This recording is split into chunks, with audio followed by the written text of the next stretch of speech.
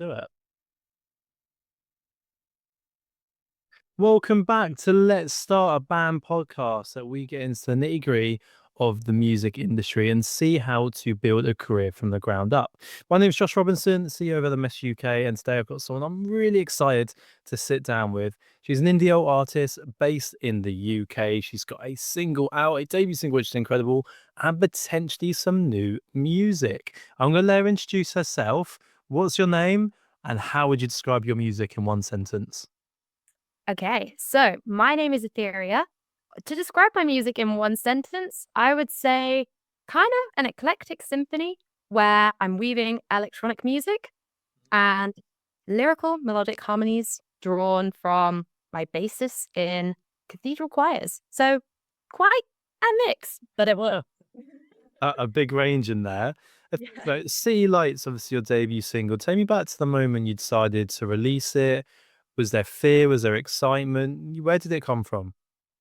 Wow. Okay. So, yeah, my debut single. I think really with City Streets, it was I kind of just wanted to create a bit of like an anthem to invigorate people to get back to the city because I think that cities probably have been getting emptier and emptier and emptier as the years have gone on. You know, rent's getting more expensive. Your favorite local pub is closing down to make way for another Weatherspoons or something like that, you know. And I just wanted to capture the excitement that the city can bring. And also, as I said, I started out as a cathedral chorister, and City Streets is probably one of the furthest things from, like a choral song. So I really wanted to push myself to make something new, make something exciting. And thus, City Streets was born. I think it really turned into, I guess, the synth pop anthem that it is today through the help of my producer, Serge Louis, who I connected with last year. He has been insane, like just in helping me to bring my visions to life. Because he's got a lot more stints, he's got a lot more pads and like way more kit than I could ever hope to have. So it's been awesome, sort of like having my music propelled into reality from him. So yeah, it's been great. Incredible. Tell me about the beginning. Who are some of your biggest influences? Who did you have posters of the wall of, or on your wallpaper on your phone? Who's some artists you really looked up to? Well, I think a big one for me is Madonna. I've actually been compared to her quite a few of my listeners, which has been amazing. I mean, so much praise. I'm like, gosh, I am not worthy. But so yeah, definitely Madonna because I just love I guess, her sound. It's just so upbeat. It's so, I guess, like positive, and I really want to emulate that because I think music should be a catalyst for bringing people up or potentially connecting with somebody in a certain way. And I'd love to raise people up with my tunes, and I think Madonna does just that. Another song that always sticks with me is actually "Thank You for the Music" by ABBA. Is one of the songs that my mom used to play in the car, and I mean, I just love the line, "I have a talent, a wonderful thing," because everyone listens when I start to sing. I mean, yeah, if that's not a catalyst for being a singer-songwriter, I don't know what is. I absolutely love that song. I've got a playlist on my phone, and it's like songs I wish I was in the studio for when recorded, and I think that's top, which is great. You describe yourself as a cosmic music artist. There's definitely an aesthetic to what you're building, almost like a world for people to kind of walk into. For the listeners out there that have not heard of you, definitely go check out. It's absolutely fantastic. Well, what's the reality of being an independent musician in 2026? What's the hardest part that no one really talks about? I think definitely time. So I obviously am creating music whenever I can. I can't stop creating music. But I also have a full-time job. So I work for a charity, 9 to 5, Monday to Friday. And obviously I have responsibilities. I'm also on a board for said charity. And yeah, on top of that, I need to find time to not only make music, but to really create descriptions and craft worlds around my songs, and then create content, and then make music videos, and then promote it. So I think just juggling all of that is incredibly difficult. But that's why I'm so grateful to you guys at LMS because without your help, I would still be probably only posting like 1 to 2 videos a day. But with your support and with your guidance and with your insanely excellent teams, it's just taken that time away a little bit. It's taken it off my plate. So I can really then find the time to craft worlds and really delve into the sections of my music that I love, which is, making a video, but then having somebody to resonate with that video. Like my social team member, Marina, is an amazing person to sort of connect with and resonate with my videos. And before then, I was kind of posting into the void. And then you're like, I spent so much time making this video and it's done rubbish and I don't even know why. But now I can sort of build and actually use my time wisely. So yeah, time, but it's good. It's definitely like, I'm seeing it a lot more now where musicians go, I'm an artist, I'm not a social media creator, and the word they use is necessary evil. Mm, And I completely resonate with that. You want to do your art, but this is how people are going to connect. Everyone spends all their time scrolling, and I'm so lucky with the team we have at Elementary Kid because they teach me. Honestly, they're insane how good they are. And every Monday we're learning the algorithms and the trends and the data. Yeah, it's like playing football and the goal's always moving is how I describe it. Um, Talk to me about your future because there's some little rumors I'm hearing about a potential album next year, new music for people that adore you. What can they get excited about? Oh, so much. So, the great thing is about Aetheria is that this is just the beginning. I have one debut single out and a remix, and I have an album, Reaching Aetheria, which will be coming out in spring 2027.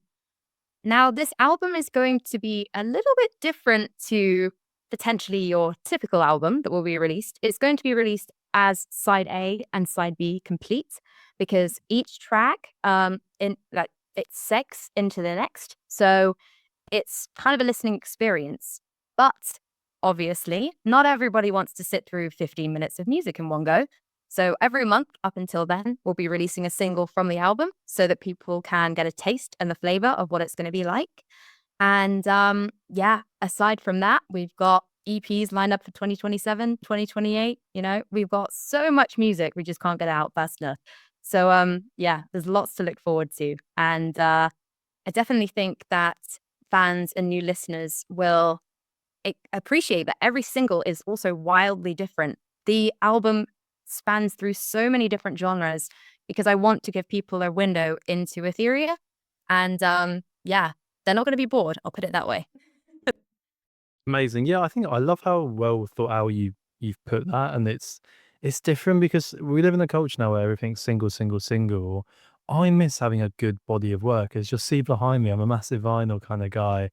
So I like Mhm. seeing that and kind of uh, having a full body of work just to put on and listen to, and every song's different, and really get all that story, from track to Mhm. track and what that looks like. And I really like the fact you've really pushed that forward and thought about it. When can people expect that? Is that a bad question to ask? Am I allowed to ask? No, no, no, absolutely. So we're aiming for spring 2027. So I'm thinking probably to give the last single the breathing room it needs, maybe April, May.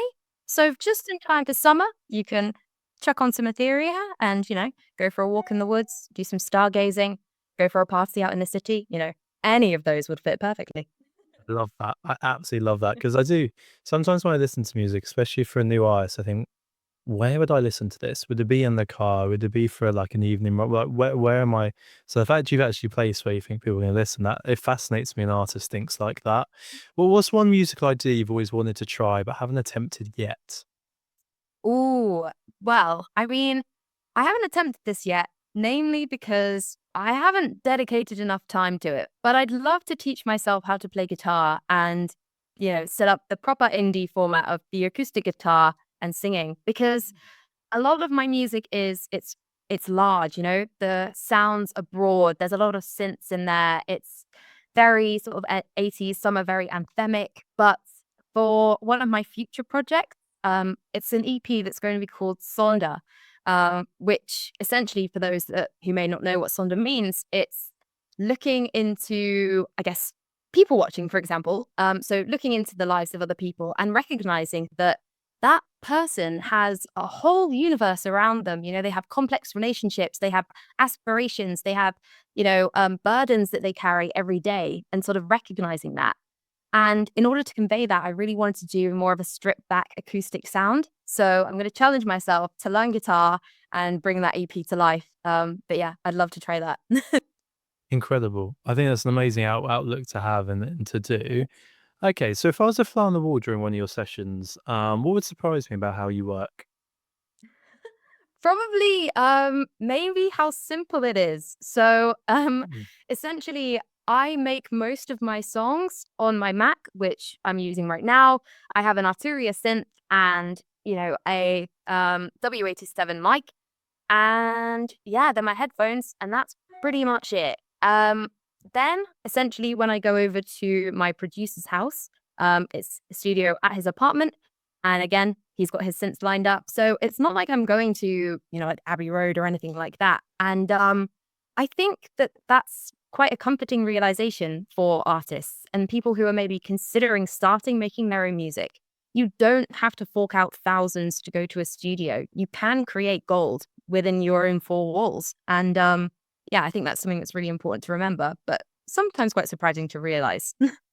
yeah, it really is, and I feel like it's important to have that outlook and for an artist to really deep think about that and how that wants to come across, and your environment really does dictate a lot of the sound, which I think's Mm. yeah, it's really important. If I was going to ask you, it's a difficult question, this, but who's your music for? Build me a persona of a fan of yours. What do they wear? What do they like doing?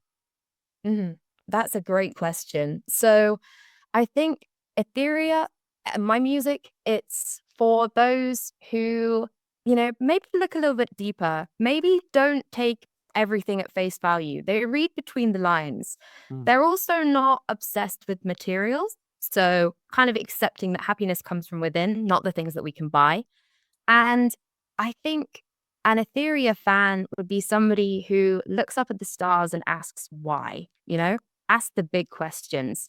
So if you're a deep thinker, if you love sort of breaking the boundaries and asking the deep questions, those are the questions I'm asking myself in my music, because my music is often quite reflective as well.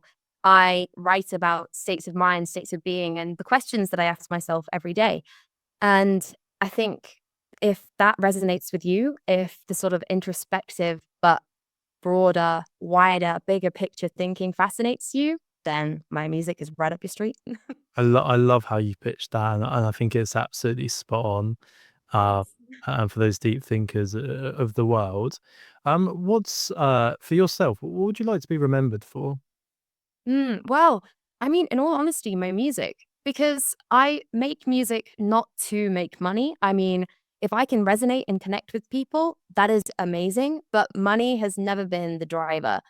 The reason why I make music is because, we're all mortal, life is finite, but music is not. So, maybe 300 years from now, somebody could be hearing my songs, somebody could listen to my music. And how cool would it be, when people, maybe your generations, maybe your children's children go, hey, what was my great grandma like? You can be like, well, she made this entire album for you to listen to. So that's why I make my music. It's the legacy that I'll leave. So yeah, it's always that. Absolutely, it's a great way to kind of place it and put it. For our listeners at home, where can they find you? Where can they get on the link tree? Where can they get your links at the moment? So I'm on Spotify. I'm called Aetheria. It will be me with a picture, a selfie, holding my phone. That's my profile picture. Also, I'm on TikTok at Aetheria's Music, Instagram at Aetheria's Music, YouTube at Aetheria's Music. Yeah, and in my link in bio, you'll find my link tree, which has links to everything. So merch, singles, pre-saves for my new single, The Cosmic Ride, which comes out tomorrow. Um, so yeah, it'll all be there. So yeah, TikTok's where I'm most active, but I'm definitely about on YouTube and Instagram too, and Spotify for sure. Amazing. Yeah, if you're listening at home, I highly recommend it. I love the t-shirts as well. I love a bit of merch. So if there's anyone in there like some merchandise, definitely get on that. I think it's so important when supporting an independent artist. But thank you so much for coming on. It's been an absolute pleasure. I'm really excited for that upcoming album early next year. And if you're listening, go and check it out. You will not regret it. And there'll be plenty of music coming. So jump on that. Amazing. Thanks so much for having me. It's been a blast. Welcome.